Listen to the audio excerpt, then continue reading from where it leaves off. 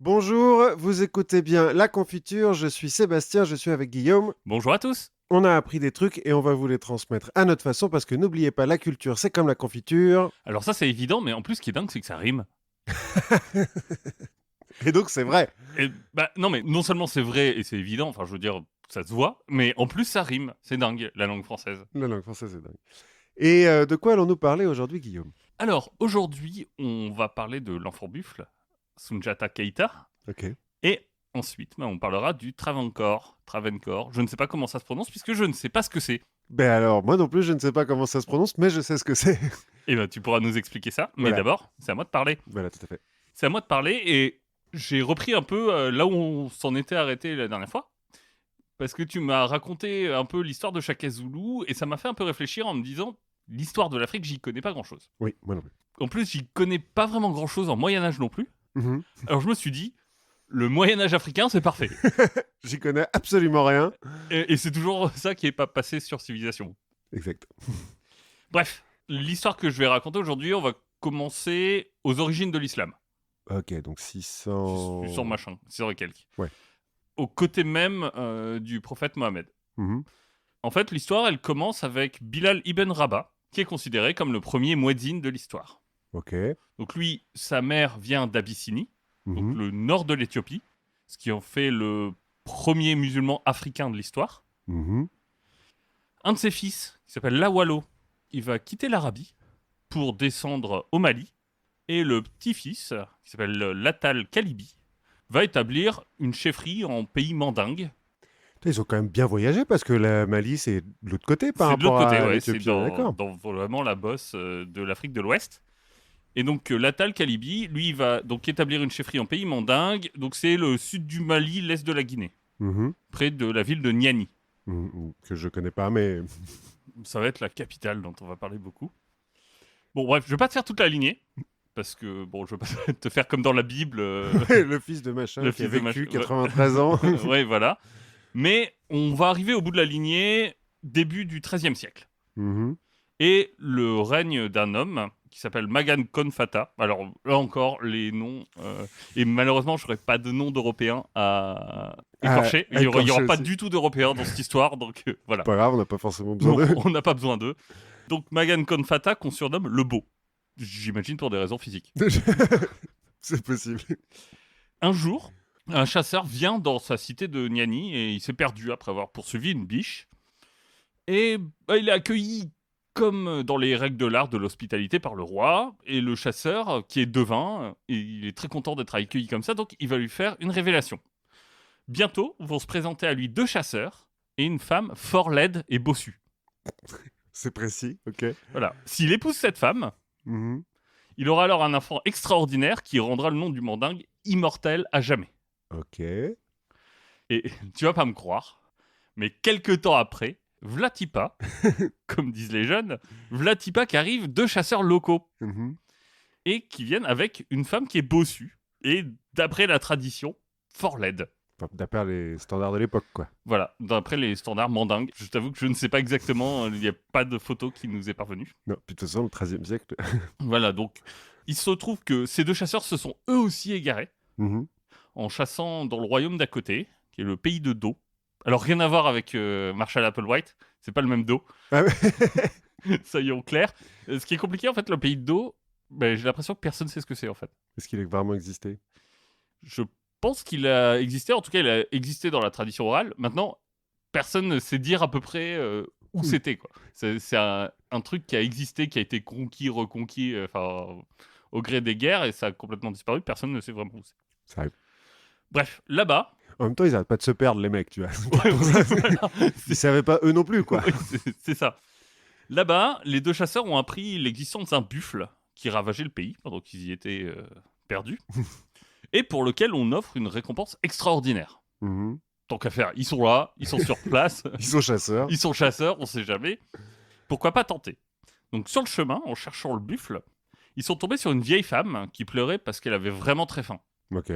Bon, tu le vois venir, mais une fois qu'ils ont partagé un morceau de pain et de viande avec elle, bah, elle va leur rendre l'appareil, va leur faire des confidences. Elle va raconter qu'en fait, le buffle qui vient de tuer 107 chasseurs, C'est un buffle un peu vénère, quand même. C'est un buffle un peu vénère. Mais en fait, le buffle, c'est elle. Ok. Mais qu'en fait, elle en a marre De tuer des chasseurs. de tuer des chasseurs, d'être buffle. Et donc, elle va les aider parce que c'est quand même des gens très généreux avec un grand cœur. Elle va leur donner des instructions ainsi qu'une quenouille et un œuf. Ok. C'est quoi une quenouille? Une quenouille, tu sais, c'est les trucs pour tisser, Ah oui, oui, oui. autour desquels tu enroules du fil. Donc, une quenouille et un œuf, en échange, elle va leur demander une dernière faveur. Le roi va leur donner en échange la fille qu'ils veulent, et eux devront choisir la fille la plus laide du village. Ok. Pourquoi ? Parce qu'en fait, cette fille, ça va être son double magique, Ouais, la femme buffle? à la femme buffle. Ok. Donc c'est une autre femme buffle qui est son double... Ils ont un lien quantique. Exactement. Tout est historiquement avéré. Bien sûr. Finalement, ils vont voir le buffle en question. Ils vont le viser 3 fois avec la quenouille, ce qui va le rendre vulnérable. Parce que, bon, avant, les flèches rebondissaient sur lui et tout ça. Donc, ils le rendent vulnérable. Et ensuite, le buffle est un peu vénère. Il les poursuit. Eux, ils courent. Ils jettent derrière eux l'œuf, qui crée une sorte de marécage qui va empêtrer le buffle. Et ils n'ont plus qu'à l'achever. Ouais, ça a l'air historiquement, effectivement, factuel, quoi. Alors ça, c'est à peu près confirmé par toutes les sources que j'ai pu lire sur le sujet. C'est comme la chasse à la glu, finalement. Sauf que c'est un œuf. Mais, sauf que c'est avec des buffles, c'est un peu plus vénère, quoi. Si tu te rates, il y en a 107 qui sont morts déjà. Donc le buffle s'enlise, il l'achève. Bien entendu, pour avoir une sorte de trophée, ils vont lui couper sa queue qui est en or, comme la plupart des buffles du coin, je Bien pense. sûr. Bref, la chasse, quoi. Oui, oui, bon, d'accord. Il chasse, il tue le buffle. Très bien. Bon, du coup, je passe les détails. Magan Konfata a une nouvelle femme. La LED, donc. C'est Exactement. la bossue. Voilà. voilà.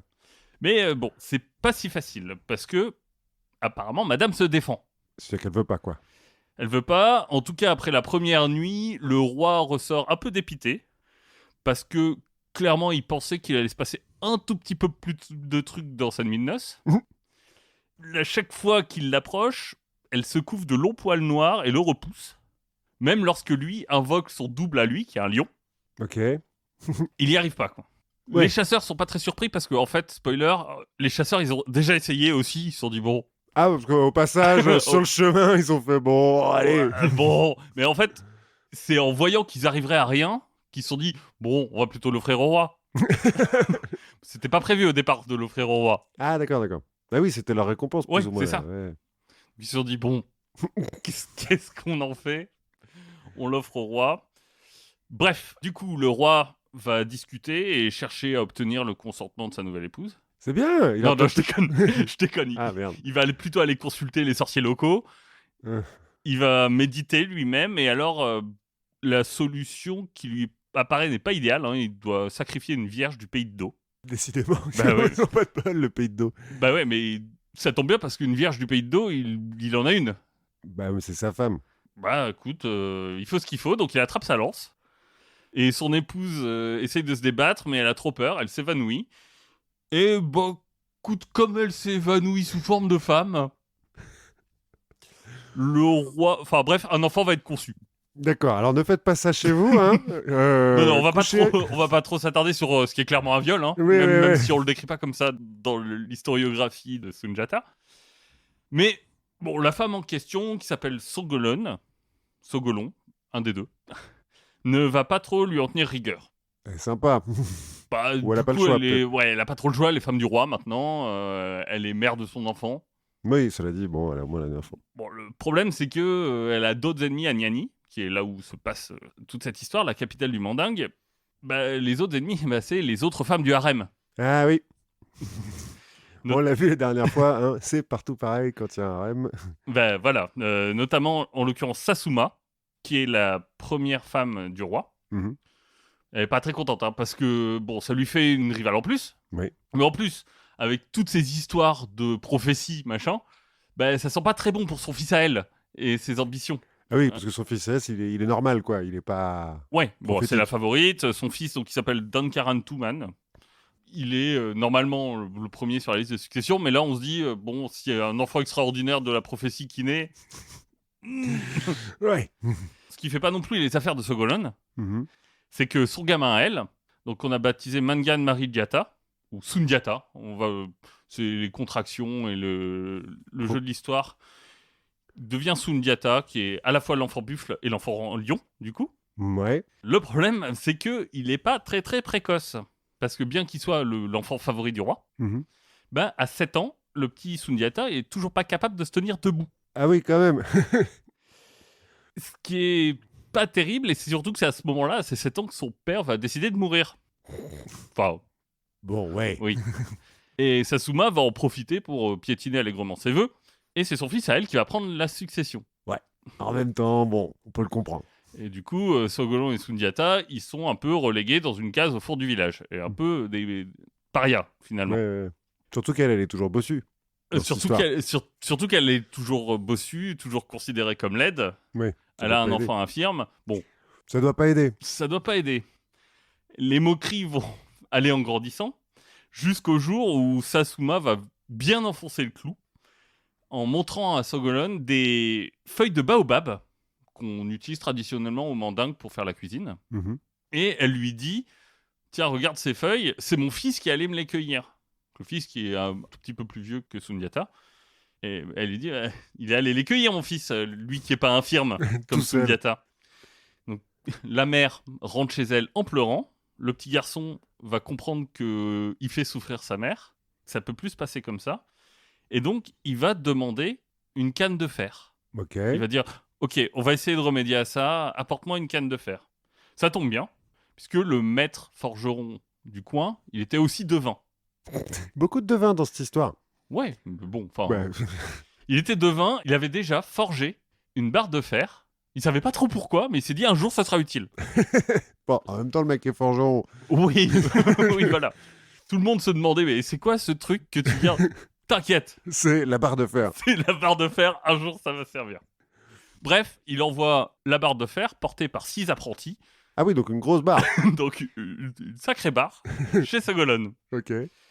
Sundiata, lui, il va prendre appui sur ses mains. De l'autre, il va prendre la barre, la redresser, la planter dans le sol et s'en servir comme point d'appui. Donc pour un infirme, il est quand même costaud. Un infirme de 7 ans, ouais. Ouais.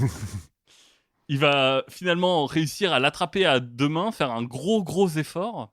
Il sue, tu vois, il transpire, il a les jambes qui tremblent, mais il va finir par réussir à se tenir debout et à se stabiliser, à rester debout. Donc les gens sont tous un peu stupéfaits du truc. Et quand la stupeur retombe un petit peu, on se rend compte que la barre de fer, elle est pliée. Ce qui va donner le nom de la chanson, puisqu'il y a son griot, donc, qui est le barde du Mali. Tous les gens importants ont un griot à eux, apparemment. Bah alors, mais lui, il a déjà un griot, Oui. l'enfant de 7 ans. En tant qu'enfant du roi, Ah oui, d'accord. il a un griot, et c'est là que son griot va entamer une chanson que va lui inspirer le moment présent, qui va être la chanson de l'arc, puisqu'il a transformé la barre en arc. Mhm. Et la chanson de l'arc va rester la chanson traditionnelle associée à Sundiata. D'accord. Donc le mec, il a quand même, depuis qu'il est né, un type qui le suit partout pour chanter tout ce qu'il fait, quoi. Voilà, bon, C'est cool. ouais, ce qui est un boulot facile quand c'est un gamin qui bouge pas. bouge pas. Bon, Bah, ça dépend, faut que tu composes des chansons là-dessus. Bon, faut oui, t'inspirer, quoi. ouais, c'est ça, faut être inspiré. Alors, ouais, en fait, j'allais dire, c'est son moment Forrest Gump, quoi. C'est un peu son moment Forrest Gump. Donc il se redresse. Bon, être debout, c'est bien beau, mais il a toujours pas les feuilles. Oui. Donc, il va faire ses premiers pas, un peu mal assuré au début, mais les historiens, enfin ses biographes le décrivent comme des premiers pas de géants qui font un peu peur à tout le monde. Tout le monde s'écarte. Et il va aller en direction du baobab, d'un jeune baobab qui est utilisé pour les feuilles en général, qui est à la sortie de la ville. Bon, là, il va pas s'embarrasser. Hein. Il va attraper l'arbre, il va le déraciner. Et il va le ramener à sa mère. Tiens, Tiens, on voilà. devrait en avoir pour une semaine ou deux. Voilà. Ouais, et en disant, bah maintenant, les gens qui voudront des feuilles de baobab, bah, ils viendront chez toi. Voilà. Et Voilà. il invente le capitalisme. Pas tout à fait, mais bref, sa mère est un peu rassurée et un peu fière de son fils. Elle peut. Là, il vient clairement de faire un peu son statement, hein. Ouais, ça fait un peu origin story de Marvel, quand même. Un petit peu. Un petit peu, et à ce moment-là, on commence à plus trop pouvoir l'ignorer et le considérer comme l'enfant infirme dont tout le monde se fout. Oui. Ce qui, bien évidemment, enrage encore plus Sasuma. Qui régente, du coup, parce que si... Bah oui, c'est ça. Ouais, c'est ça. Donc lui, il va devenir le petit gamin prodige aimé de toute la ville. Sa mère n'est plus une paria. Il va devenir ami avec des princes qui sont là aussi à Niani en ce moment, qui ont été envoyés par leurs parents dans des échanges. Le prince du Tabon et le prince de Sibi, qui sont 2 royaumes voisins, qu'on retrouvera un peu plus tard. Il va se faire très ami avec un de ses demi-frères, qui s'appelle Manding Bori. Mhm. Et son éducation va être assurée par son griot. Qui s'est dit, attends, Non, j'en ai un peu marre de chanter les il, trucs que tu ouais, fais. il est barde, c'est un peu aussi lui qui est le garant de l'histoire. Mhm. Et c'est eux qui raconteront plus tard l'histoire de Sundiata. Ça se passe de griot en griot. Mhm. C'est pour ça que parfois, il y a peut-être 1 ou 2 exagérations. Alors, pas beaucoup, hein. Parce que jusqu'à présent, tout ça, ça m'a l'air hyper... Ça se tient, hein. Ouais. Bon, très vite. Au bout d'environ 10 ans de sa vie, Sundiata a 10 ans. Mais il est déjà vaillant comme 10 guerriers. Bah, en même temps, il a porté une barre de fer tout seul à 7 ans, alors qu'il en fallait 6 pour Et un avoir- baobab. Et un baobab, donc bon. Donc tout le monde l'aime, mais Sasuma va essayer de se venger en faisant assassiner Sogolon. Elle envoie 9 sorcières.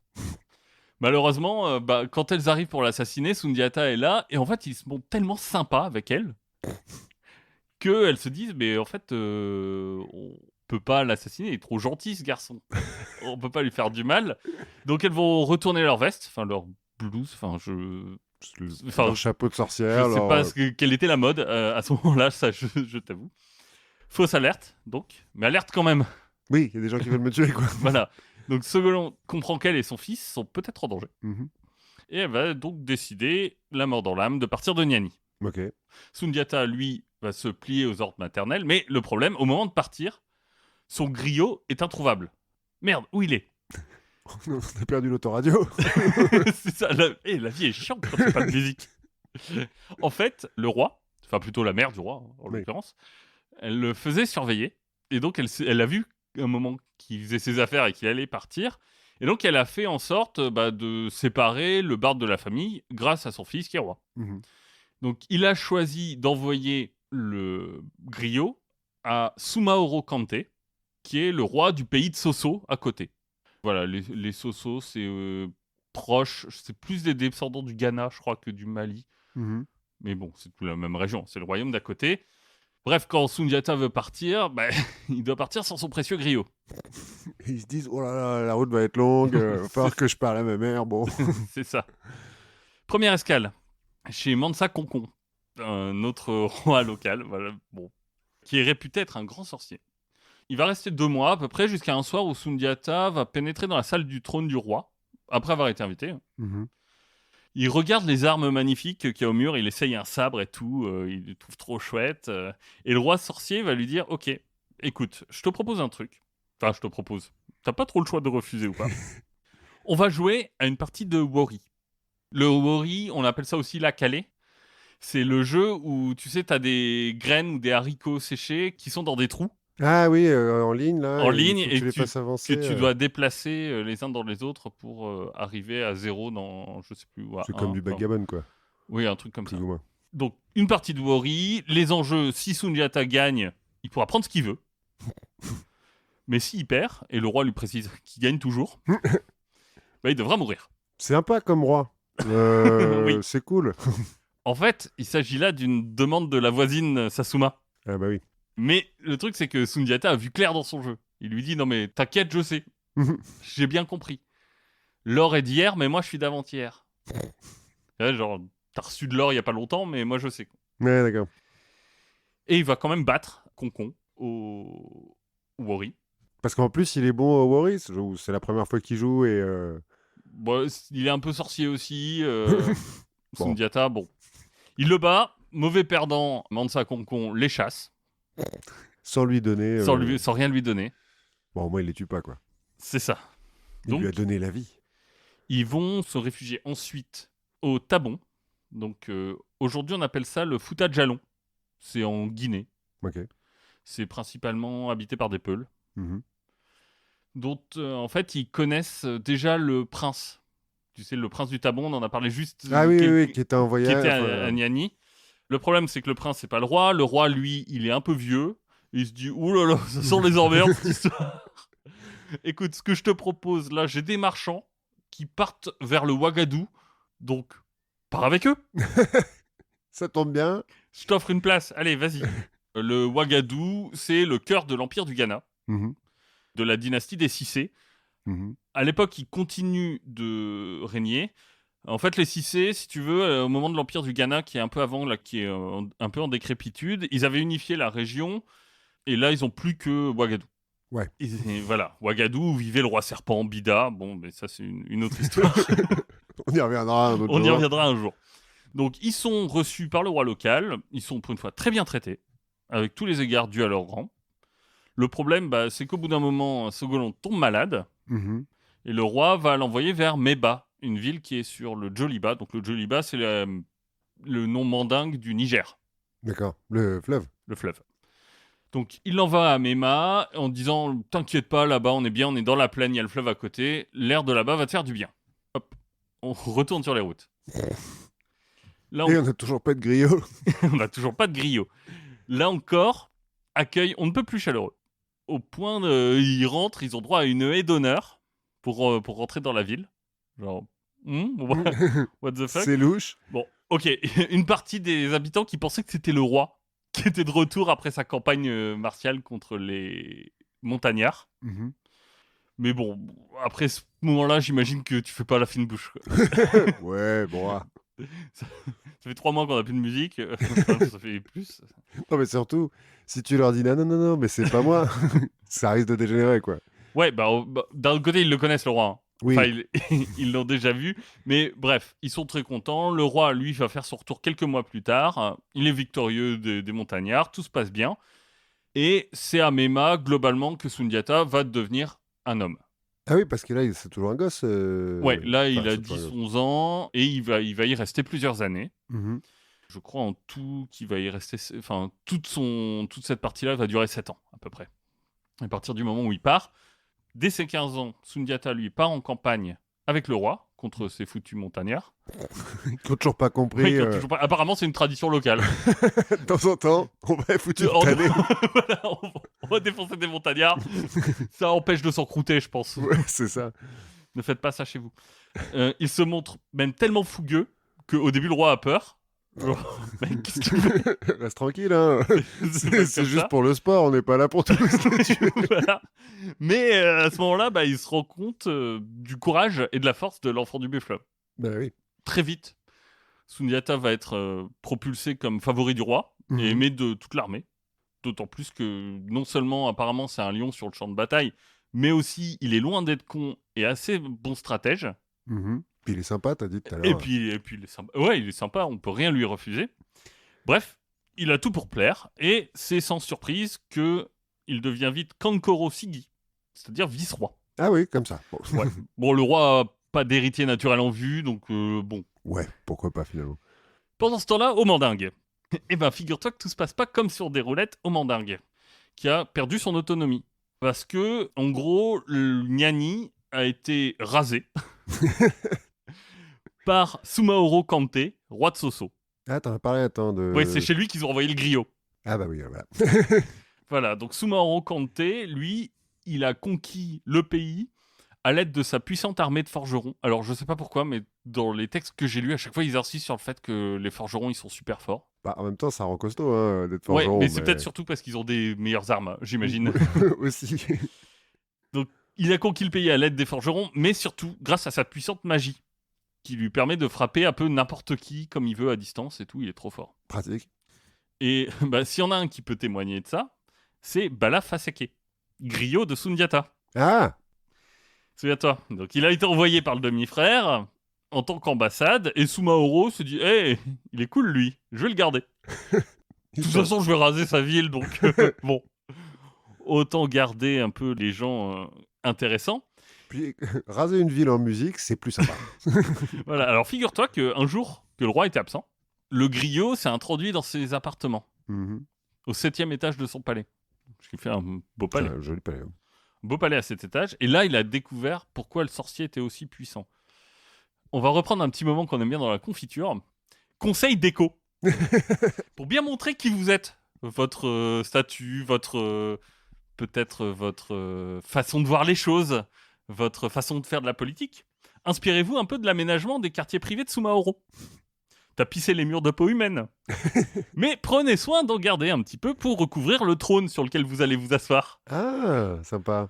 Autour d'une jarre, dans laquelle vous entreposez votre serpent monstrueux, disposez en cercle les 9 têtes des rois que vous avez vaincus. N'oubliez pas non plus un perchoir pour vos hiboux qui vous serviront de messagers, et puis aussi Dieu. Bien. C'est un mec équilibré quand même. Bref, on a un peu compris la situation. D'un côté, on a un prince musulman injustement dépossédé et exilé. Et de l'autre, le sorcier du mal, animiste. Ouais, puis un peu psychopathe quand même. Ouais, et pas très très gentil. Le suspense est à son comble. Pour le moment, bon, notre héros est encore exilé, mais le peuple du Mandingue ne l'a pas oublié. Il se raccroche même un peu à l'espoir de son retour. Alors que bon, ils ont pas fait grand chose quand il s'est fait jeter dehors. Hein. Voilà, mais là, le roi là, dans Tamarin, il s'est barré. Il a demandé son reste. Et il y a un peu une diaspora des Mandingues. Et ce qu'ils vont faire, c'est qu'ils vont envoyer des scouts un peu à travers toute la région. Pour aller chercher... Pour essayer de retrouver Sundiata. Et c'est comme ça que la sœur de Sundiata va s'étonner de trouver à Mema des vendeurs de feuilles de baobab. S'il a une sœur Ouais, il est parti avec sa sœur. Sa sœur et son frère. Ah, bon. Enfin, ou sa sœur, je crois que c'est sa vraie sœur et son demi-frère. Enfin, Mandingue Bori. Bref, feuille de baobab, elle se dit, mais attends, à Mema, personne ne mange ça. C'est bizarre ça. Et donc elle commence à parler, de fil en aiguille, elle va se rendre compte que en fait, c'est des gens qui viennent de chez elle, que ils sont venus. Elle dit mais venez chez moi, vous êtes de la région, on va discuter, machin. Et ils rencontrent Sundiata, ils se disent enfin, on était venus pour ça. Écoute, chez nous, ça va pas très bien. Il y a un mec là, on le sent pas. Il y a le roi sorcier du mal qui vient de raser notre capitale, donc bon, l'un dans l'autre, c'est pas terrible. Ton demi-frère s'est enfui. Bref, c'est la merde. On a besoin de toi. En plus, le roi Sumaoro, il a décidé aussi de prendre la femme de son cousin. De son propre cousin à lui, Sumaoro. Il a croisé son cousin un jour avec sa femme. Il fait « Hey, ta femme, elle a l'air cool, viens. » Bon, par rapport au trône apparemment, c'est hyper important, la femme de son cousin, parce que elle était capable de nourrir une armée mieux que 300 cuisinières. C'est ce que j'ai lu. Apparemment, c'est ce qui la définissait. Bon. Okay. Ça me paraît quand même un petit peu moins grave que le trône, là, il est peut-être des ennemis et tout. Un petit peu patriarcal comme vision des choses. Peut-être. Mais bon, toujours est-il que le cousin est pas très content. Il prend les armes contre son oncle, même si, bon, c'est le roi sorcier, ça va être compliqué. Mais... le problème, c'est que en fait, la rébellion commence un peu à se faire contre Sumaoro et ce serait bien d'en profiter un peu. Bref, Sundiata va aller voir le roi de Mema. Il va lui dire écoute, je m'en vais. Le seul truc qui reste à faire, c'est je vais enterrer ma mère. Elle est morte ce matin. Le roi, il dit dis donc, t'étais censé être mon héritier, alors ça va pas se passer comme ça. Tu restes ici. Sinon, je vais te faire payer la terre où tu vas enterrer ta mère. C'est un peu... Sundiata lui dit ok, je te la paye, et il lui donne des pots cassés et des feuilles brûlées. Et les gens lui disent tu te rends compte que là il est en train de te dire que s'il doit payer, c'est une déclaration de guerre, ça va mal se passer. Bref, il dit bon ok, enterre ta mère, va-t'en, on en reparlera un jour. Il y a peut-être moyen de rester dans ses bonnes grâces, c'est peut-être plutôt smart. À 18 ans, donc, Sundiata Keita quitte le Mema à la tête d'un régiment de cavalerie et un de fantassins pour enfin rentrer chez lui. Ah ouais, donc en fait, le roi de Mema, là, il lui a quand même filé deux régiments, quoi. Oui. Donc ça va, ils sont séparés bons copains, quoi. C'est ça. Il y a eu un peu de tension, il a fallu élever un peu le ton, mais à la fin, on est potes. Donc il va faire un peu le chemin en sens inverse. Il va d'abord passer au Ouagadou pour saluer le roi. Il dit je pars en campagne. Le roi lui dit bon, écoute, très bien, je te file des soldats. Il va ensuite décider de ne pas rentrer directement au Mandingue, mais de passer par le sud. Donc il va retourner à Tabon. Et là, c'est plus le vieux roi qui est en poste, c'est son fils, qui est son ami d'enfance. Ah. Et son ami d'enfance, d'ailleurs, vient aussi de se soulever contre Sumaoro. Sumaoro, lui, il sait bien que le prince du Mandingue arrive. Mais bon, il se dit qu'il a le temps, que le vrai problème, d'abord, c'est son neveu. Le mec à qui il a piqué la femme. Qui a piqué la femme. Mais il va quand même envoyer son fils, qui s'appelle Sosobala, patrouiller dans la région. Ouais, au cas où. Voilà, le fils va tendre une embuscade à Sundiata dans la grande vallée qui mène vers Tabon, depuis Ouagadougou. Enfin, tu vois à peu près. Pas très bien, mais bon, la dernière fois, il faisait nuit, donc voilà. Donc, il déploie ses hommes au fond de la vallée d'abord et aussi sur les hauteurs. Et quand il voit ça, apparemment, Sundiata, il se marre. Et il se dit, bon, mes hommes sont fatigués, mais je vais pas faire... Normalement, apparemment, la guerre dans cet endroit-là, à ce moment-là, c'est relativement codifié. D'ailleurs, qu'on se déclare formellement la guerre, on se retrouve sur le champ de bataille qu'on a décidé ensemble, machin. Lui dit, ok, non, je m'en fous, je vais les défoncer. Ça va, c'est bon. Donc il charge. Il les voit, il charge. Apparemment, les gens se disent, mais qu'est-ce qu'il fait? Les gens en face se disent, mais qu'est-ce qu'il fait? Et en fait, il défonce l'armée en face, qui n'a pas le temps de réagir. Soso Bala, lui, doit sa survie à un guerrier Soso qui s'est interposé, dont le crâne a explosé apparemment. Et il prend la fuite. Il prend la fuite en disant « Hey, il respecte pas les règles, c'est pas du jeu. » C'est pas du jeu. Quand les hommes de Tabon arrivent, bah, en fait, ils vont découvrir la victoire. Genre, ok. Ok, Bien. bon. Et bah, ils vont se lancer dans une grande fête nocturne, sous le son des tam-tams, parce que c'est la première fois en fait que les troupes de Sumaoro subissent une défaite. Ok. Donc là, les gens se disent, hey, l'espoir renaît, a new hope. Ouais, c'est ça. Un peu. Donc l'armée de Sundiata va s'agrandir grâce à 3 tribus de l'armée Tabon qui viennent donc aider ces régiments et ceux de Ouagadougou. Sumaoro, lui, va venir à sa rencontre dans la vallée de Negueboria. Donc comment il s'est préparé? Il a disposé ses hommes au centre de la vallée, qui est assez exigu, assez entassé, mais il a aussi profité pour placer des gens sur les hauteurs, sur les ailes, de façon assez avantageuse. C'est pas exactement ce qu'avait fait l'autre pour le... Si, mais là, lui, il se dit, bon, je sais... Cette fois-ci, je m'attends à ce qu'il charge sans prévenir. Oui, voilà. Parce que, c'est encore ce qu'il va faire, Sundiata. Il charge sans prévenir, mais pour le coup, les gens l'attendent un peu. Donc, comment il voit la bataille? En fait, il met toutes ses forces dans un carré hyper serré, avec la cavalerie devant, et il fonce. Ok. Donc, il percute le centre de l'armée adverse, qui risque de pas tenir très longtemps.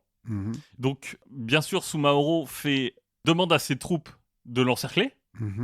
Sauf que lui, il a prévu le coup, et dès que l'ordre est donné, en fait, le carré explose et part, en fait, comme un long rectangle sur les côtés, pour empêcher l'encerclement.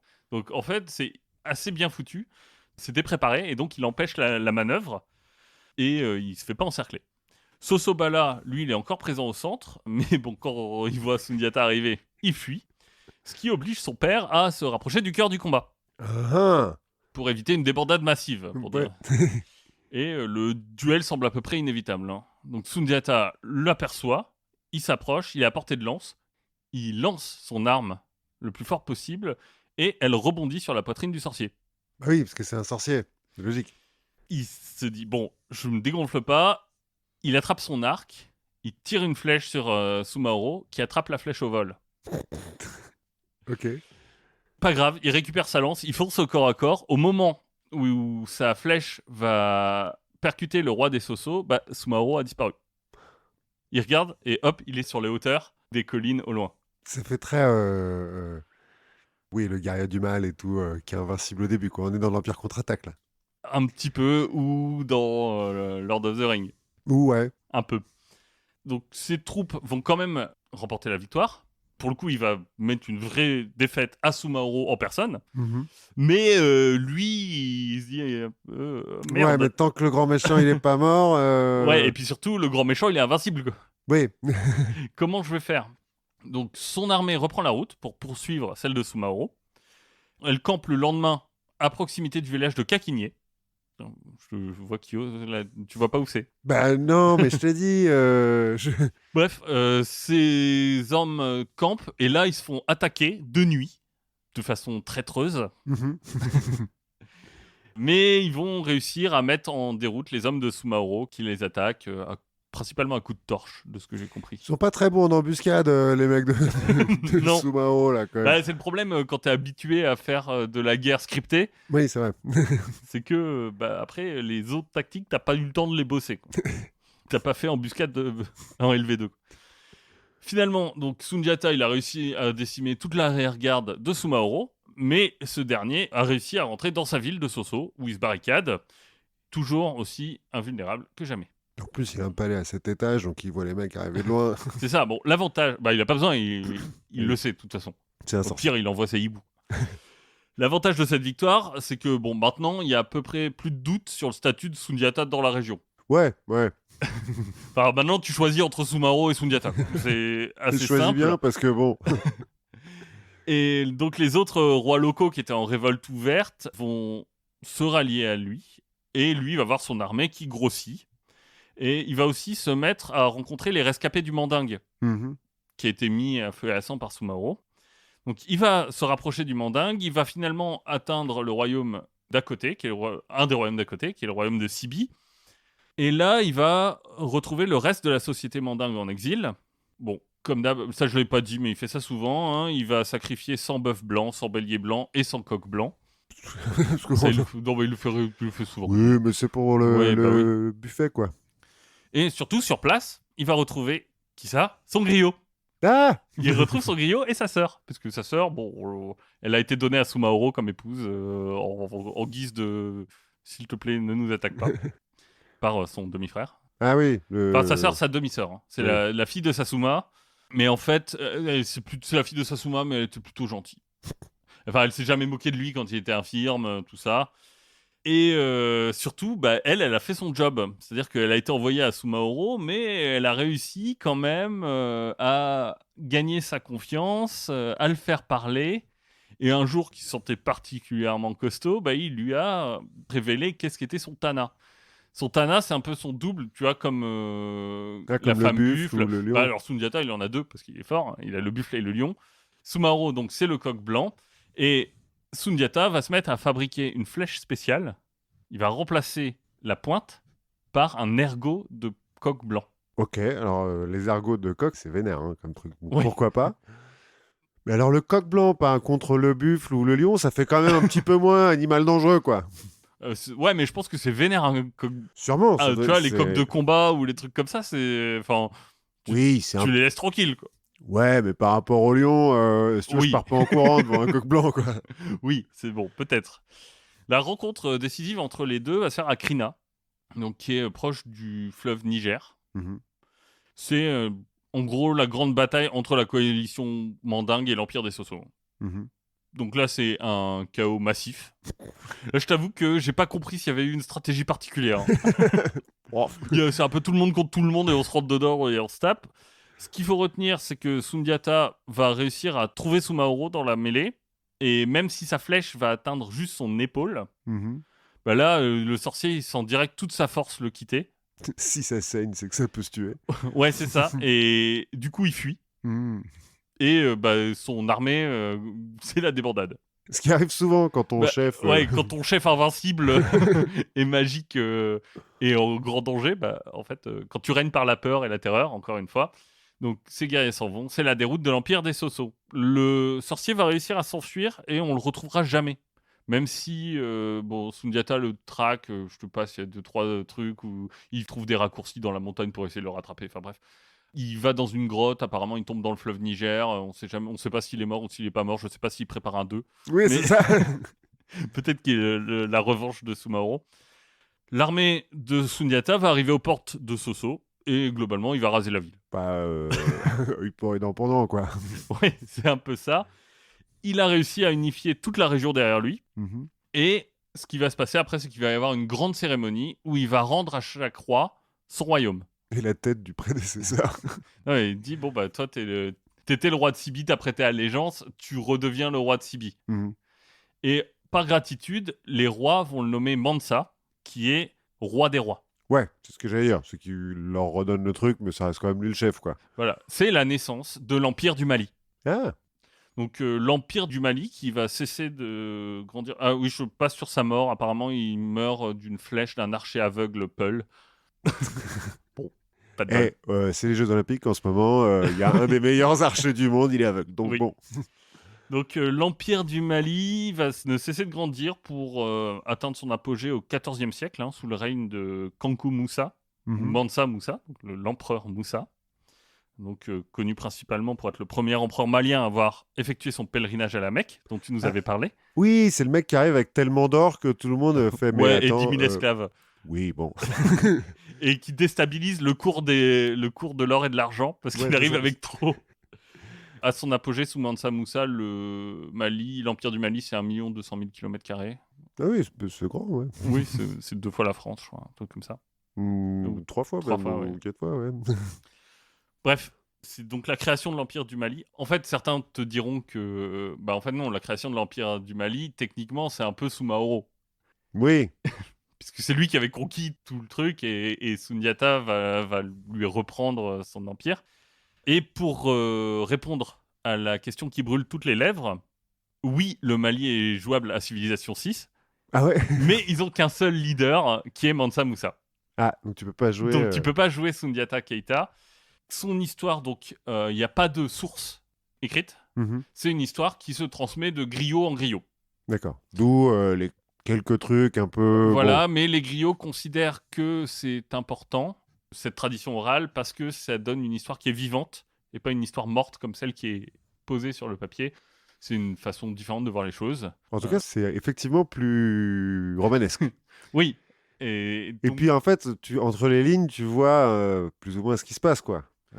Oui. C'est un fils illégitime qui arrive à rassembler autour de lui qui a un charisme de dingue et qui arrive à rassembler autour de lui des gens qui sont opprimés et qui mènent la révolte. Ouais, voilà. Et donc, c'est une édition qui a été collectée à l'écrit. Je crois que c'est la première fois qu'on collectait à l'époque. C'est en 1950, où on a collecté l'histoire de Sundiata Keita. Il y a eu d'autres collectes depuis qui varient un peu. À un moment, j'ai lu des histoires. Donc, sa mère est enceinte pendant 10 ans.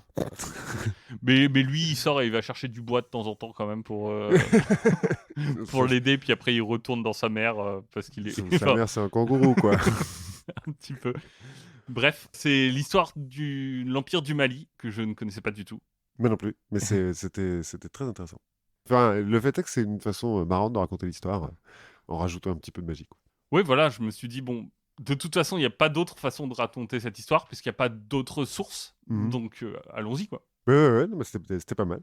On va continuer à voyager. Super. Enfin, non, je vais pas te dire ça tout de suite. J'aurais pas dû dire ça. Oublie que j'ai dit ça. Ok, on rembobine. On rembobine. Bon, donc, Travancore, a priori, tu ne sais pas ce que c'est. Non. Et plutôt que de te faire deviner comme ça, j'ai voulu faire un quiz. Donc, j'ai demandé l'aide des copains de la réponse D qui vont poser la question.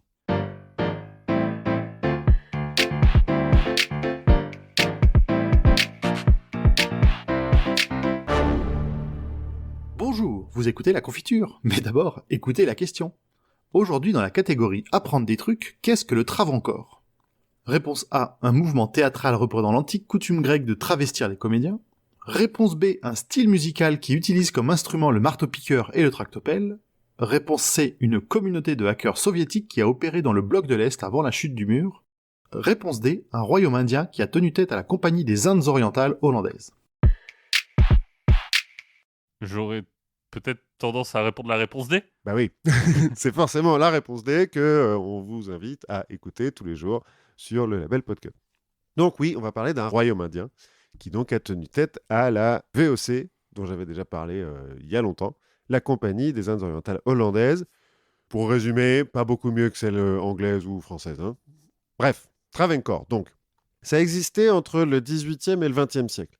À l'indépendance de l'Inde, dans les années 50, tous les petits royaumes, parce que en fait l'Inde maintenant c'est une fédération, mais donc il y avait encore plein de maharajas et de petits royaumes par-ci par-là, se sont intégrés dans la fédération indienne, donc Travancore a disparu, mais la région de Travancore existe toujours.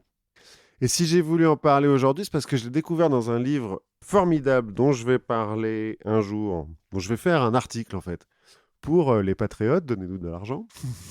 À tout le label, oui. À tout le label, oui. Puisque donc les patriotes peuvent lire les articles écrits par les auteurs des podcasts du label. Donc, il faut que je le finisse, parce qu'il fait 1200 pages, hein, quand même, le bouquin. J'ai commencé il y a 2 mois, tout va bien. C'est du Ayn Rand ? Non, non, c'est beaucoup mieux que Ayn Rand. C'est du Kim Stanley Robinson, pour ceux qui savent. Et du coup, les gens comprendront vite de quel livre c'est, pour ceux qui connaissent cet auteur. Bref, donc on va dans le sous-continent indien. et plus précisément la partie ouest de la pointe sud. D'accord. Donc tu vois, l'Inde, c'est quand même un triangle. Hein. Oui. Donc tout en bas et plutôt côté ouest. Donc, côté des... Ah, je me souviens plus du nom de ces gens qui sont massacrés un peu partout au Sri Lanka. Les Tamouls. Bah oui, on va parler de Tamoul un petit peu, effectivement. Enfin, Si. peuple... enfin, on va parler du peuple tamoul. Oui. Non, je sais pas, la façon dont tu le disais à un moment, genre on va parler de tamoul, Ah. c'est un peu direct comme ça. Des Tamouls, effectivement, du peuple Tamoul. Mais donc, ouais, cet endroit-là, c'est baigné par la mer d'Arabie, hein, donc, puisque c'est côté ouest de l'Inde. Et c'est à cause de sa position, parce que imagine, quand tu pars d'Arabie et que tu veux aller en Chine, ou quand tu pars de Chine et que tu vas en Inde, bah, c'est plus facile d'aller sur la pointe que de remonter plus haut sur les côtes, et puis encore plus dans les terres. Comme c'est un endroit où, grâce au climat, on peut faire pousser des épices, c'est depuis longtemps, depuis l'Antiquité même, un centre commercial. Enfin, un centre commercial. Un point de passage commercial, enfin un carrefour. Voilà, un carrefour commercial, merci. Aujourd'hui, c'est l'état du Kerala, donc, mais dès le 3e siècle avant Jésus-Christ, les Grecs et les Romains viennent s'y fournir en poivre. J'en avais déjà parlé au moment de faire poivre. C'est là où il y avait des comptoirs français, plus tard. Pondichéry, c'est de l'autre côté de la pointe, mais c'est pas très loin. Et il n'y a pas un comptoir de l'autre côté, je sais plus. Si. Je crois que le galant de la Galésière... Ouais, c'est possible. En fait, tous les Européens, enfin, donc d'abord les Portugais, ensuite les Hollandais, les Anglais et les Français, c'est là qu'ils vont arriver parce que c'est l'endroit qui est connu depuis les Grecs et les Romains pour être l'endroit où il y a du poivre, quoi. Et puis, c'est quand même, encore plus quand tu contournes l'Afrique, bah, c'est le premier endroit d'Inde que tu trouves, quoi. Mais donc, il y a eu des Grecs et des Romains là-bas, il y a eu des Juifs de la première diaspora qui se sont retrouvés là. Selon la légende, pas bien sûr que ça soit vrai, mais l'apôtre Thomas y aurait fondé une église en 52 après Jésus-Christ. Les Arabes et les musulmans, de manière générale, après le 7e siècle, reprennent le trafic des épices entre l'Inde et puis jusqu'à Venise, on en avait parlé aussi. Donc en fait, c'est un endroit qui est hyper cosmopolite, où il y a toutes les religions, puisque donc il y a des juifs, des chrétiens. Alors les chrétiens, c'est des nestoriens. À cet endroit-là. Bon, on a un peu parlé aussi de la différence entre les nestoriens et les autres, mais... Oui, je crois que c'est eux qui étaient chez les Mongols du temps de Guillaume de Rubruck. Ouais, c'est possible parce que c'est des chrétiens qui viennent de Syrie, majoritairement. Oui. Donc, il y a des juifs, des musulmans, des chrétiens, il y a des bouddhistes et des hindouistes, puisqu'on est en Inde, il y a des tamouls et des pas tamouls. Bref, il y a tout le monde. Il y a tout le monde. C'est the place to be. C'est un peu the place to be. Et à partir du XVIe siècle, on a d'abord des Portugais qui vont débarquer à Calicut et à Cochin, on en avait parlé, qui se font virer par les Hollandais ensuite, et puis donc les Français et les Anglais qui rappliquent pour, à l'époque en tout cas, donc au début du XVIIIe siècle, ils ont seulement des comptoirs, les Français et les Anglais, dans ce coin-là. Oui. Puisque, on en avait parlé, la Compagnie des Indes orientales, ils ont commencé par le Bengale, qui est au nord-est de l'Inde, donc ça n'a rien à voir. À cet endroit-là, c'est surtout les Hollandais qui font la loi. C'est dingue parce que aujourd'hui, tu vois, en 2021, c'est dur de se dire les Hollandais font la loi quelque part, quoi. Ouais, c'est vrai. Mais là, ils sont un peu violents quand même. Là, c'est le moment où ils sont à Batavia et tout, donc en Indonésie, où ils ont fait un génocide pour garder la culture de je sais plus quelle épice sur une île. Enfin bon, ouais, c'est un peu le moment violent. Mais donc, cet endroit, c'est hyper cosmopolite, mais il n'y a jamais eu de pouvoir vraiment centralisé, parce que bon, les Hollandais, ils font la loi, mais c'est pas non plus...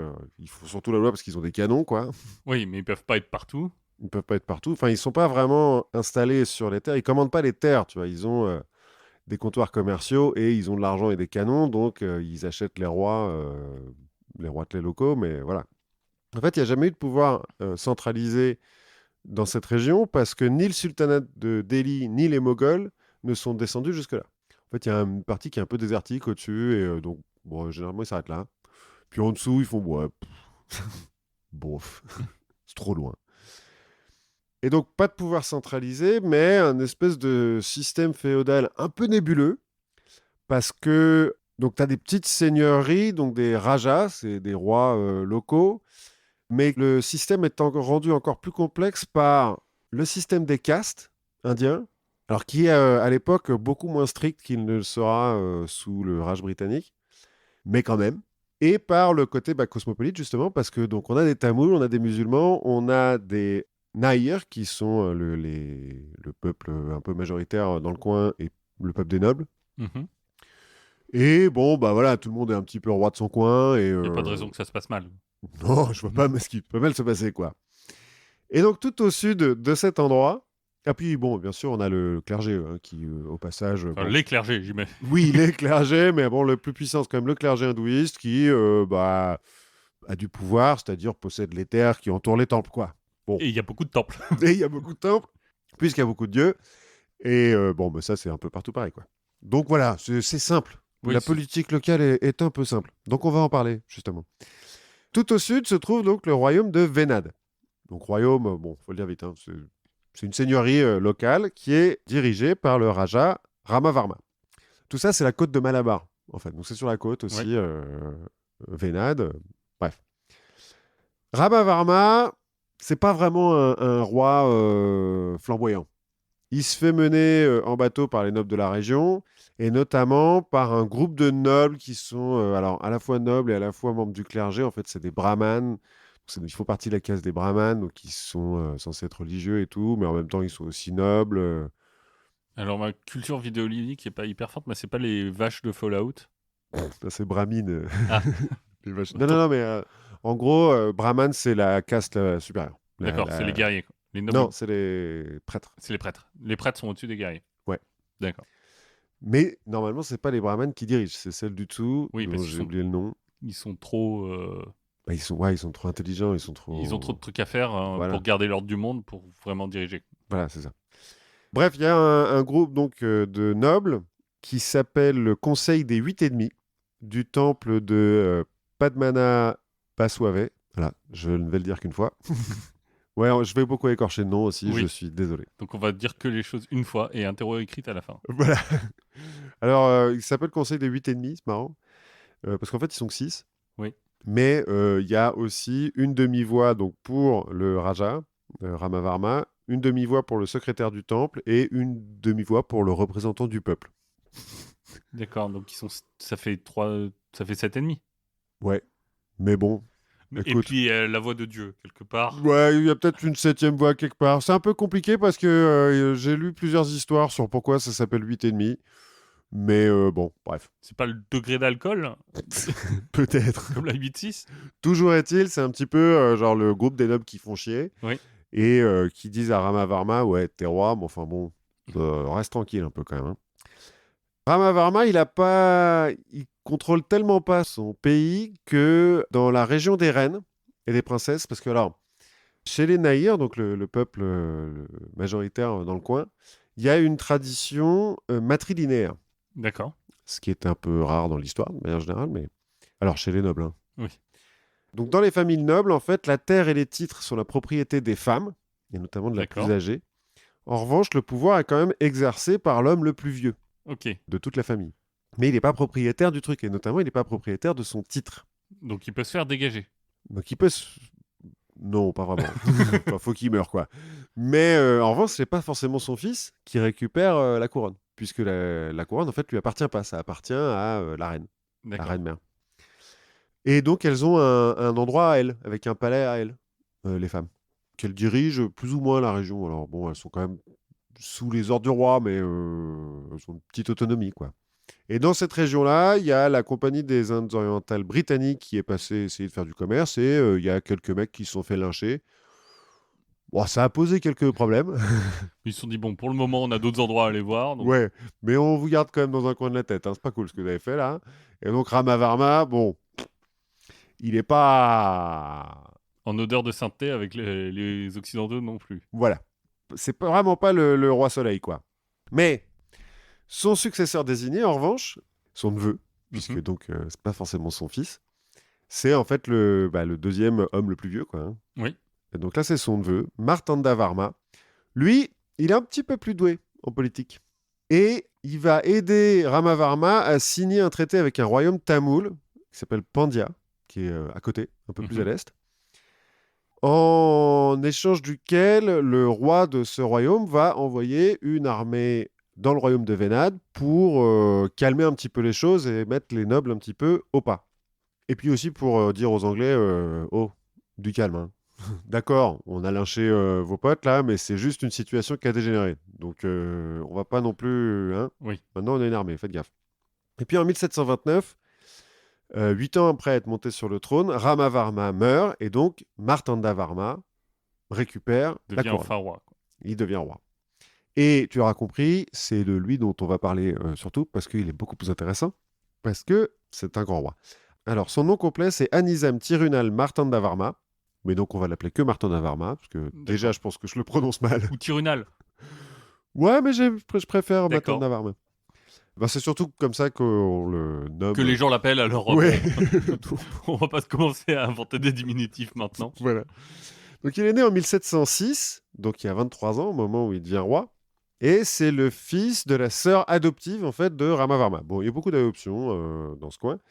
Et donc, malgré qu'elle soit une sœur adoptive, c'est la reine-mère, la reine d'Attingal, la région des reines. Et donc, quand il devient roi, Martandavarma, il devient Maharaja Sri Anizam Tirunal Virabala Martandavarma. On va continuer à dire que Martandavarma. MV, quoi. MV.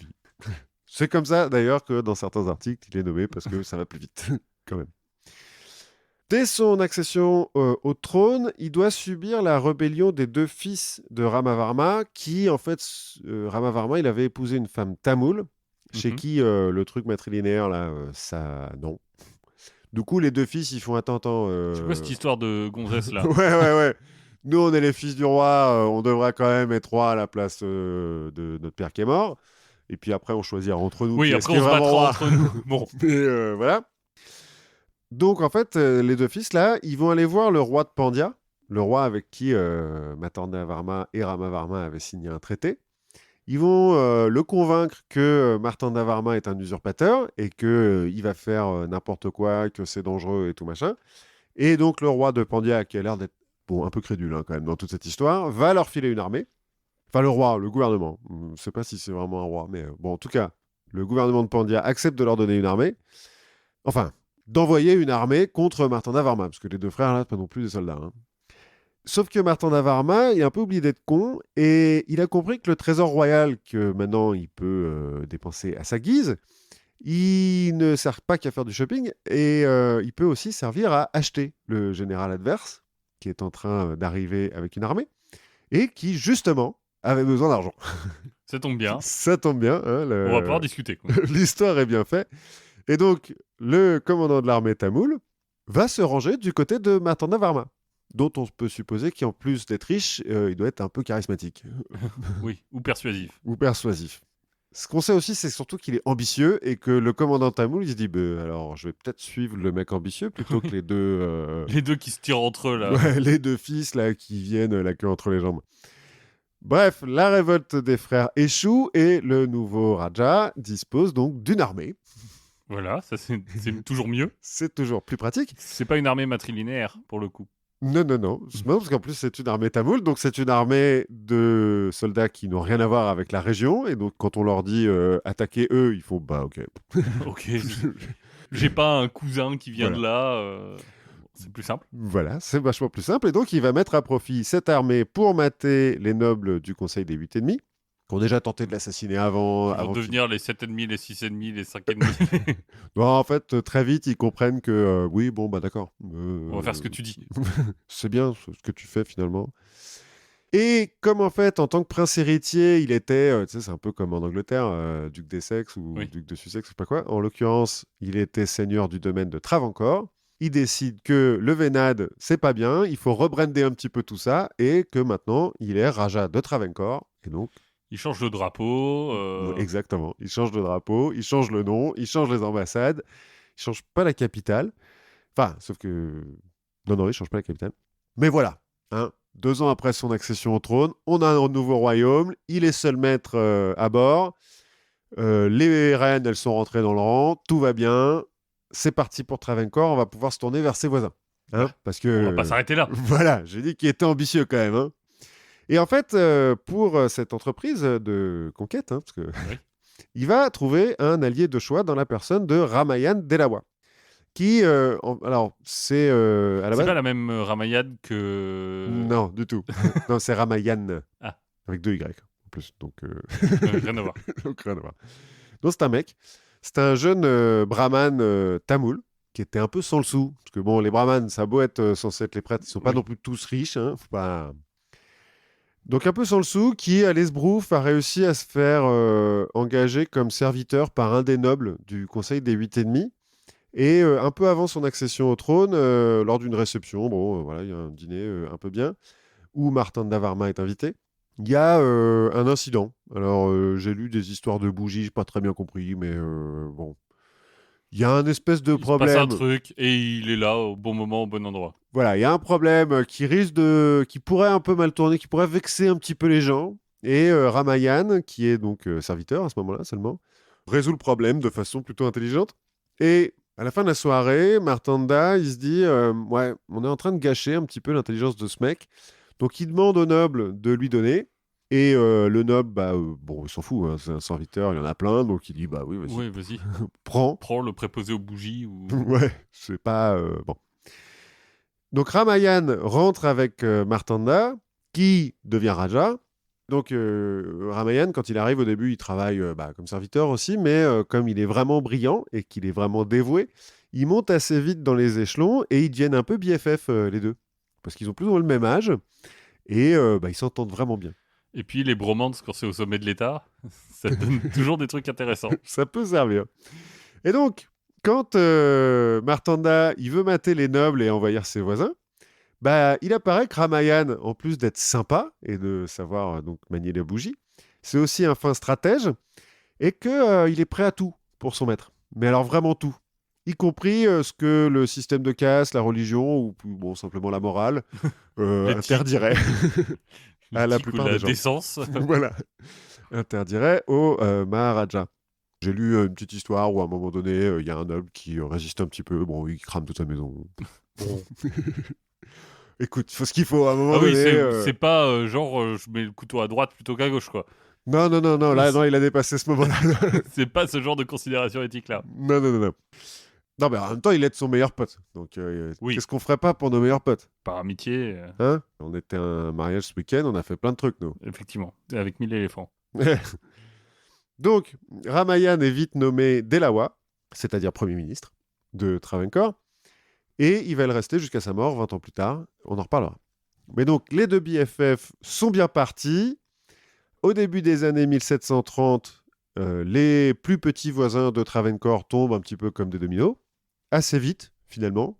Il est possible que cramer la maison des rois, Bon, ça soit un peu convaincant. Et ils atteignent assez vite vers le nord les frontières du royaume de Kayam Kulam.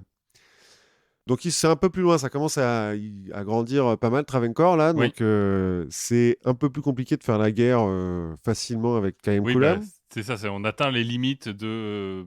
Maintenant, pour faire la guerre, il faut qu'on aille loin, et donc quand on va loin, il n'y a plus personne chez nous, et on Ouais, risque, voilà. Et puis il faut un peu de logistique. Et puis en fait, au nord de Kayam Kulam, il y a le royaume de Cochin, qui était un peu la puissance locale et surtout la base des Hollandais Oui. dans le coin. Bah, du coup, ça arrête un petit peu l'avancée de Travancore, parce que les Hollandais, ils font bah non. Non, et nous, on a des canons. Voilà. Donc on va vous filer des canons là, à Cochin et à Kayam Kulam, et puis vous faites ce que vous voulez, mais le Raja là, stop. Alors. Ils font ça, les Hollandais, d'habitude, ils s'en mêlent pas trop. Bon, ils l'ont un petit peu fait au début quand ils sont arrivés de monter les rois les uns contre les autres. Là, c'est un moment où ils ont un peu arrêté parce que de toute façon, ils ont le monopole sur la culture des épices, donc le commerce. Oui, eux, ils s'en foutent qui est le roi. Oui. Tant donc, qu'ils ont le monopole, ça va. Donc ils peuvent avoir leurs épices. Voilà. Le problème, c'est que Martanda Varma, quand il prend un royaume, il prend un truc. Enfin, c'est pas Tamerlan, tu vois. Genre, il rase pas tout, il fait pas des pyramides de tête. En fait, il intègre la région à Travancore. Et il dit à Ramayan, bon, bah maintenant, allez, on organise un petit peu tout ça, là, et puis... On rend ça efficace, et puis On va plutôt faire du riz et du poulet que des épices, parce qu'à un moment, faut manger. Ben alors non, en fait, ça, c'est une région qui est hyper fertile, donc ça, D'accord. c'est pas un problème. C'est qu'en fait, ils voient à chaque fois les nobles, enfin les gens du coin Mm. qui, avant l'arrivée de Travancore, étaient sous domination hollandaise, disent ah c'est-à-dire que les épices, c'est les Hollandais, hein, ils ont le Oui. monopole. Et Martin Davarma, il dit bah non, Non, c'est moi le chef. maintenant c'est moi le chef, donc c'est moi qui ai le monopole. Et c'est là que les Hollandais, ils font oh là, dis donc, c'est pas terrible ça, quand même. Hein, tue des gens si tu veux, Oui. opprime tant que tu veux, mais nous, on veut notre poivre. Voilà, c'est ça. Donc, les réformes pour donner le bénéfice du commerce des épices à la population, non, ça ne se fait pas. Donc, c'est pour ça qu'ils arment Cochin et Khaem Koulam. Donc, les deux royaumes qui résistent à Travancore. Martin d'Avarma, du coup, bon, il trouve que c'est pas vraiment jouer le jeu, hein, parce que si t'as des armes d'Européens, t'as des canons et des fusils, c'est chiant. Donc, il va aller voir les Anglais et les Français et dire dites, ça vous dit d'emmerder les Hollandais? Filez-moi des canons et je vais les emmerder. Les Français et les Anglais, donc je l'ai dit, ils sont pas non plus en position de force dans la région, donc ils disent écoute, donc je vais te battre à notre place. Tant mieux. Vas-y, je t'en prie. Et donc, ça tend un petit peu la région, quoi. Mais, bon, je te passe le détail, il y a une ville qui se fait prendre 3-4 fois dans les deux sens. Il y a plus ou moins un statu quo quand même à la Oui. frontière de Khaem Koulam jusqu'en 1739, date à laquelle Travancore finit par annexer un des voisins de Khaem Koulam, en profitant d'un problème de succession. Bon, il n'y a plus Oui. personne pour reprendre le trône. Enfin, en fait, il y avait un mec, mais il l'a enfermé dans son palais, Martanda. Bon, On trouve plus la clé. Bon, voilà, pas de bol. Mais lui, il se dévoue. Il fait, écoute, je suis déjà Maharaja de tout le coin, je veux bien prendre ça en plus. s'il y a vraiment besoin. Voilà. Donc là, c'est un petit peu comment dire, ça fait peur en fait à Khaem Koulam et ça fait peur à un certain Gustav Willem van Imhoff, Donc, qui est un local. qui est gouverneur de Ceylan pour la compagnie hollandaise des Indes orientales. Et donc, quand il apprend ça, il dit oula, ça va pas le faire cette histoire-là. Donc, il organise une alliance entre Cochin, qui de toute façon est la bitch des Hollandais, hein, et 5 royaumes voisins, dont Khaem Koulam, pour foutre la pâtée à Travancore. Et avant, quand même, parce que il est hollandais, donc il est sympa, il va inviter Martin d'Avarma à des pourparlers de paix. Enfin, un ultimatum, quoi. En Oui. gros, arrête, rends-nous le On a dit monopole stop. des épices, et puis on n'envoie pas les 6 royaumes là qu'on vient d'allier contre toi. Martanda va ignorer la menace en répondant que lui aussi pense à envahir la Hollande et que donc, bring it on. Oui, c'est ça. Allez. Bring it on beach. Ce que fait la VOC à l'automne 1739, la VOC et ses alliés attaquent. Et au début, pendant les premiers mois, ils ont quand même pas mal de succès militaires. En fait, ils reprennent un peu tous les terrains qui ont été conquis par Travancore sur la dizaine d'années avant. Et en décembre 1739, ils sont aux portes du territoire historique de Travancore. En fait, ils sont à peine un peu au nord de Attingal, là, la région des femmes, et ça commence à sentir un petit peu le roussi pour Martanda. Mais ils décident de s'arrêter là parce qu'ils attendent des renforts hollandais qui doivent venir de Ceylan. En fait, la VOC leur a dit ouais, on vous envoie 150 mecs, des vrais Hollandais avec des sabots et des fusils, vous allez voir, ça va être super. Vous aimez les tulipes? Cargaison de tulipes au passage. Voilà. Vous avez déjà goûté du gouda? Pendant toute la première moitié de 1740, en fait, les renforts se font désirer. Et les Hollandais, ils trépignent un petit peu parce qu'il y a le voisin du sud de Travancore qui en a profité pour attaquer aussi. Et donc, C'est dit bon. Bah oui, l'occasion fait le larron. Et donc, Martin d'Avarma et son armée sont occupés au sud, à taper sur donc, le voisin. Et les Hollandais, ils se disent, putain, mais c'est quand même trop con, on pourrait y aller, quoi. Ils y vont pas jusqu'en novembre 1740, où cette fois-ci, ils envoient des navires. En fait, les renforts ne sont pas arrivés, mais ils ont des navires. En l'occurrence 5 navires de guerre, qui vont aller bombarder la ville de Colachel, qui est une ville portuaire qui est un peu au sud. Parce que donc, en fait, Martin d'Avarma, il est allé au sud pour battre le voisin qui en profitait de l'occasion. Ensuite, il a remonté au nord pour faire face à l'armée de la VOC. Et donc, la VOC a envoyé des bateaux au sud pour bombarder donc Colachel, qui est un peu la ville portuaire intéressante du coin, qui permet de faire le commerce des épices. Oui. Avec du coup les Français et les Anglais ou... Oui, c'est un peu, en gros, le principal port du centre historique de Travancore. D'accord. Parce que la capitale n'est pas tout à fait sur la mer. Elle est un peu dans les terres, quoi. Heureusement. Oui, c'est peut-être pas plus mal à ce moment-là. Donc ils bombardent la ville, ils font... En fait, leur idée, c'est d'en faire une tête de pont pour envahir le centre de Travancore par le sud, alors que l'armée est encore au nord. Et ils imposent un blocus commercial sur toute la côte pour couper les vivres, plus ou moins, enfin les vivres financières en tout cas, Oui. à Travancore.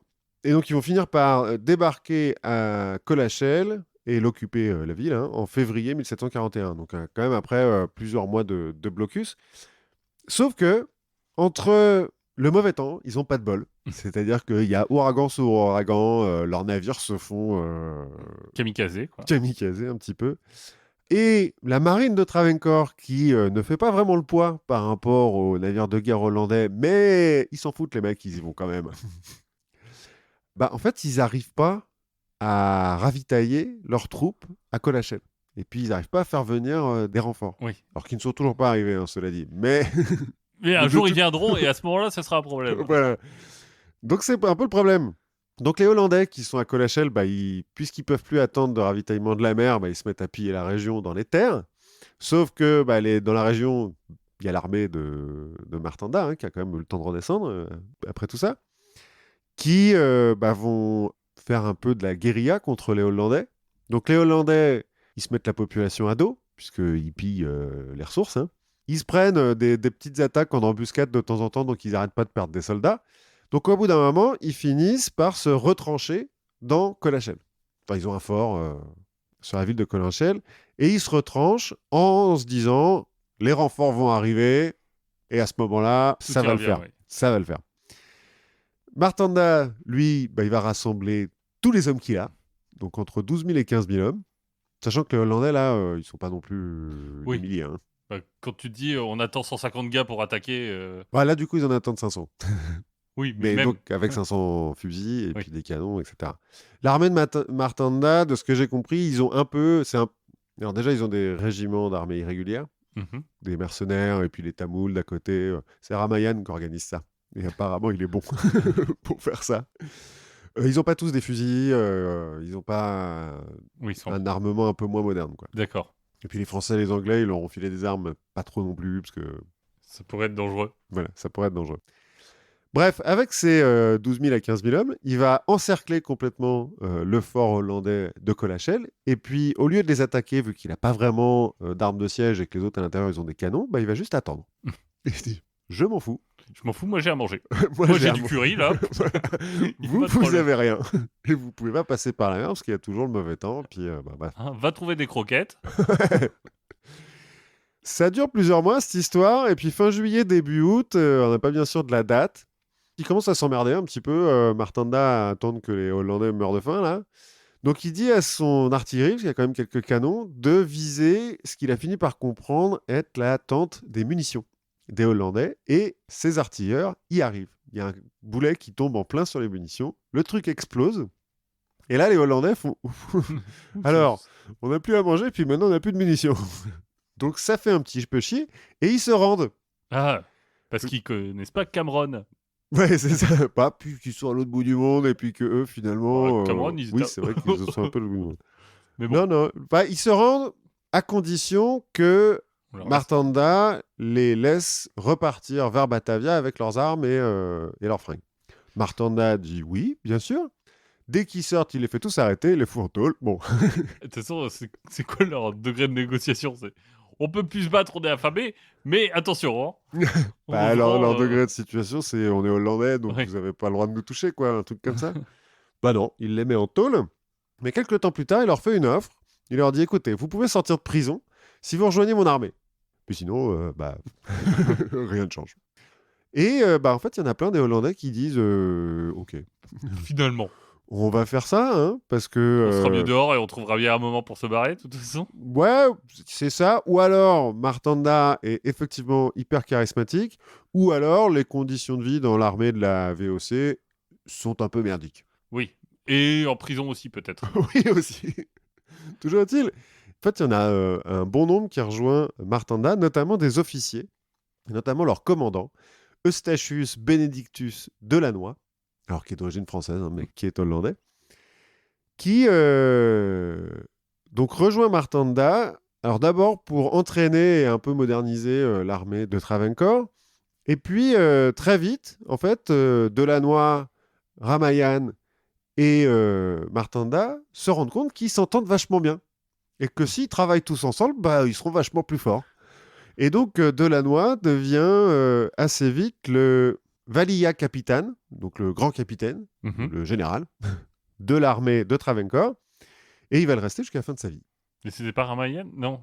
Bah, Ramayan est Premier ministre. D'accord. Donc, il était déjà un peu commandant en chef, mais là, maintenant, bah, il est toujours commandant en chef, mais c'est le 3e, quoi, Ok. dans la liste.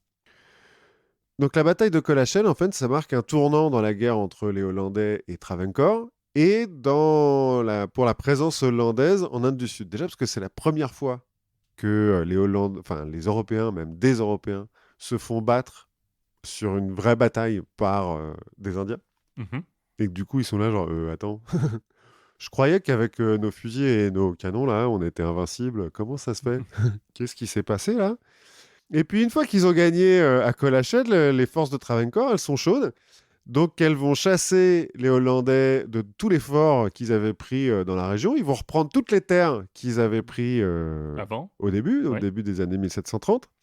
Van Diemoff, le Hollandais gouverneur de Ceylan, il va essayer de gagner du temps en attendant que ses renforts arrivent enfin, en négociant la paix ou des cessez-le-feu, des trucs comme ça. Et à chaque fois, Martin de Varma, soit il vient pas. Il dit ouais, je vais venir, puis il vient pas. Soit il lui fait alors, oui, il lit le traité et tout, il fait, je vais vous faire une contre-proposition. Il fait des contre-propositions débiles que les Hollandais ne peuvent pas accepter. Donc il continue, pouf, pouf, pouf, parce que il sait en fait que les renforts n'arrivent pas et qu'ils sont pas prêts d'arriver. Il le sait notamment parce que certains des royaumes que les Hollandais avaient soudoyés et forcés un peu à s'allier à Cochin commencent à se rendre compte que ça sent un petit peu le moisi, cette histoire, et à envoyer des émissaires en secret pour dire, bon, écoute, si on te rejoint, comment ça se passe? Si on fait semblant que en fait tu vas nous conquérir, Ouais. bon, on peut Tu garder nous- l'administration. Ouais, tu nous laisses un peu d'autonomie, s'il te plaît, ou comment ça se fait? Et en fait, en 1743, donc ils ont repris tout ce qu'ils avaient perdu avant le début de la guerre. Il y a de plus en plus, alors soit des mecs de l'Alliance, soit d'autres petits rajas du coin qui disent oui, mais alors Martanda, d'accord, on va signer ton truc. Et en mai 1743, les Hollandais qui ont fini par se résoudre au fait que les renforts n'arriveraient jamais et qui trouvent que finalement ça coûte vachement plus cher de toutes ces conneries là plutôt que d'accepter les conditions de Travancore et puis bah, la concurrence des autres Européens, acceptent la paix aux conditions débiles que Martin Varma leur avait données un an plus tôt. Et dans les années qui suivent, Kayam Kulam et tous les royaumes qui s'étaient alliés contre Travancore vont tomber les uns après les autres, sauf Cochin, qui va être le seul à rester indépendant, même s'ils lui prennent la moitié de son territoire, Ouais. je crois, ou un truc comme ça. Mais ils prennent pas le comptoir en fait. Non, ils prennent pas la capitale, qui restera... Alors je crois qu'il va passer aux mains des Français à un moment donné, mais enfin bon. C'est pas la Cochinchine? Non, la Cochinchine, c'est en... Ah oui, non, c'est en Vietnam. C'est au Vietnam, mais cela dit, la Cochinchine, c'est à cause de Cochin. D'accord. Parce que c'est Cochin, mais en Chine. Alors D'accord. que c'est pas en Chine, Oui. mais enfin bon. Bon. Voilà, je veux dire, bref. Enfin, là-bas quoi. Voilà. Donc il a fini d'agrandir Travancore et pendant ce temps, en fait, grâce aux revenus du monopole royal sur les épices, Martanda et Ramayan, ils vont réformer en profondeur le royaume. Ils vont démanteler le système féodal. Bon, ils l'ont déjà commencé au début, mais là vraiment, c'est fini. Ils vont faire une administration centralisée. Ils vont engager une réforme agraire, notamment pour enlever les terres qui appartiennent au clergé. Ils vont dire, bah non. Donc déjà que vous foutez rien dans vos temples, donc voilà, non, vous n'allez pas posséder les terres. Alors ceci dit, en échange, ils vont reconstruire les temples en plus beau. C'est déjà ça. C'est déjà pas mal. Et ils vont faire des grands travaux d'irrigation, ce qui, quand tu fais une réforme agraire, est pas mal aussi pour un peu développer la richesse du pays. Et puis, par exemple, à la mort de Ramayan, les mecs vont être surpris de voir que dans sa maison, il n'y a rien de précieux. Tout le monde va Ouais, être là, mais attends, il a été Premier ministre pendant 20 ans, le mec, il n'a rien mis de côté. Non. et lui, il était animé par le service de son pote, quoi. Voilà, c'est ça. Mais il s'est marié, il a 2 enfants, alors qui, du coup, vont recevoir Oui. un petit peu des honneurs, machin, mais bon, voilà. Martanda, il va aussi devenir protecteur des arts et des sciences. En fait, à chaque fois qu'il prend un pays, il dit aux artistes et aux artisans et aux scientifiques, venez dans ma capitale, les gars, je vous file un appart. Il va donner son royaume à Vishnu. D'accord. Bon, ça lui coûte pas Oui, très c'est cher. ça. Si un jour tu viens, écoute, c'est à toi. En attendant, t'inquiète pas, j'ai 2-3 trucs à rénover. En fait, en attendant, il est vice-régent du dieu. C'est cool. Lui et ses successeurs, hein, du coup. Alors, ça agrandit encore un petit peu son titre, mais voilà. Et puis, en 1756, Ramayan Delawa meurt à l'âge de 43 ans, parce que je pense qu'il a un peu trop donné. Et ça plonge Martanda dans une profonde dépression, qu'ils étaient vraiment hyper potes. Ramayan, il a même inventé un curry pour Martanda, qui est maintenant fait partie de la cuisine traditionnelle de ce coin. Voilà. Et donc, il tombe en dépression, Martanda, et il va mourir 2 ans plus tard, en 1758. Ah oui, donc c'était, comme on dit pudiquement, c'était des colocataires, quoi, peut-être. Alors, je me suis posé la question, mais je pense pas, parce qu'ils sont tous les deux mariés. Oui, Oui, enfin, bon, peut-être, hein, cela dit. Mais je crois que c'est surtout que Martanda, je pense qu'il était vraiment hyper charismatique, et que Ramayan, tu vois, il est un peu parti de rien. Il a renié sa famille et tout pour rester au service de Martanda. ouais. Et lui, c'était l'organisateur du groupe, quoi. Ouais, puis c'est l'espèce de bras droit qui, Qui ok, fait que les choses se passent, quoi. ouais, voilà. Ok, t'as un plan, il est hyper ambitieux, il est hyper bien. Moi, je vais gérer les petits trucs pour que Voilà, tu tout le sauras marche bien, pas quoi. forcément, mais il y a des gens qui vont mourir. Bon. C'est son neveu, le neveu de Martanda Varma, qui va reprendre la couronne, un certain Kartika Thirumal Ramavarma. Mais du coup, il garde le côté matriarcal, enfin matrilinéaire. Pour l'instant, ouais. Ils vont le garder jusqu'au milieu du 19e siècle, et à un moment, une régente. Alors, bizarrement, c'est une femme, Oui. mais qui va l'arrêter. Alors, peut-être pour le bien de son fils, hein, mais... Mais donc, le successeur de Martanda, donc Kartika Tirunal Ramavarma, en fait, on va l'appeler le Dharma Raja, donc le roi juste, le roi saint. D'accord. C'est un peu lui qui va... alors déjà, il va régner pendant 40 ans, et il va amener Travancore à son âge d'or, parce il va encore un peu étendre le territoire, pas énormément. Il va conserver Eustachius Delannoy, le Hollandais, à son service. Et Delannoy va créer une série de forts au nord au nord et à l'est, pour protéger le pays des velléités de ses voisins, notamment du sultan de Mysore, qui est un peu au nord-est.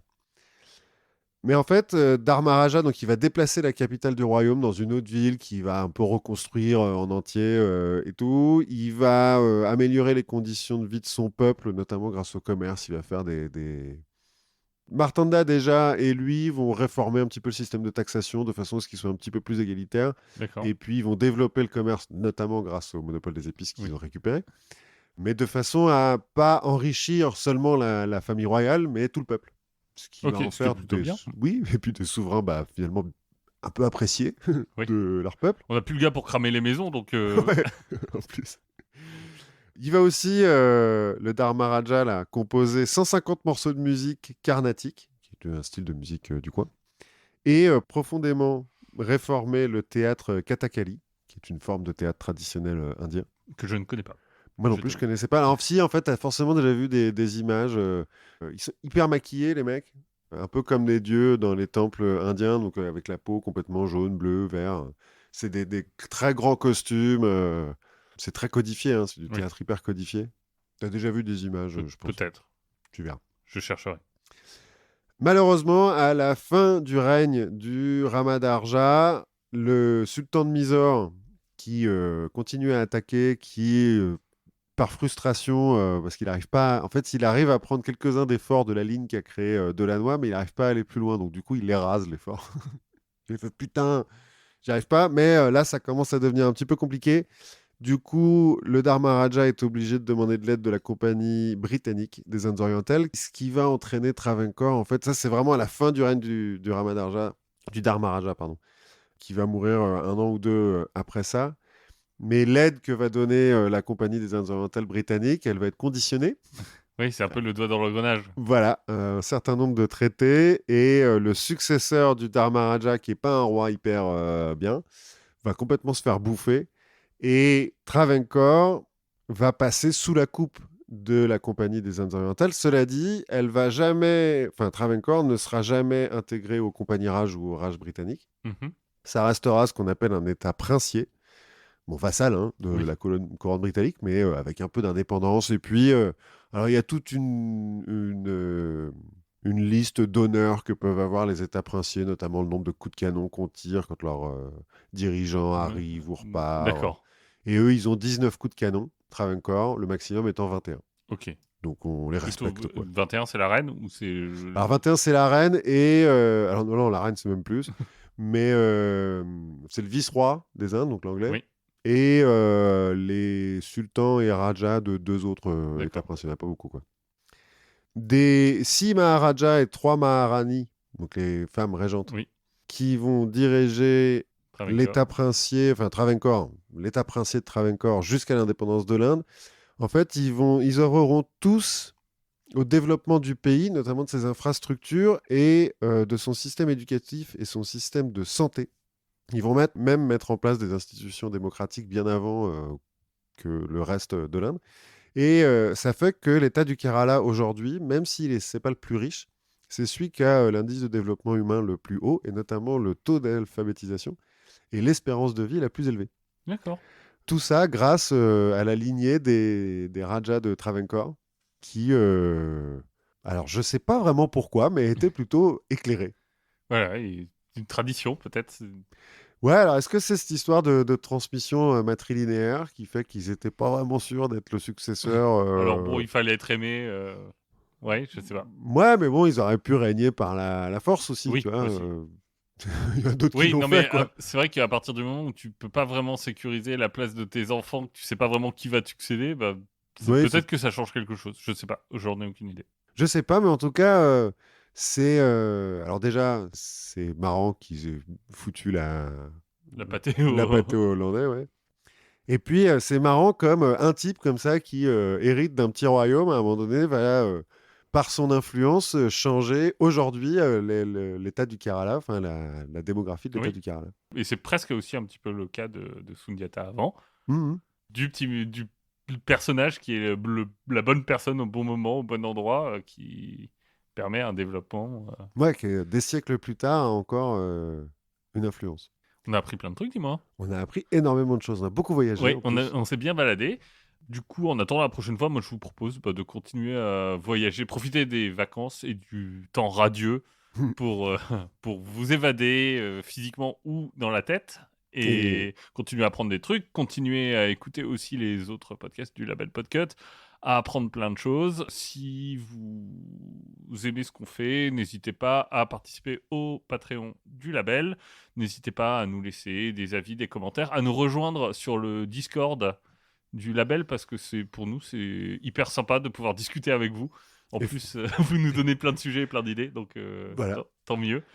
Et on se retrouve la prochaine fois. Oui, à la prochaine fois.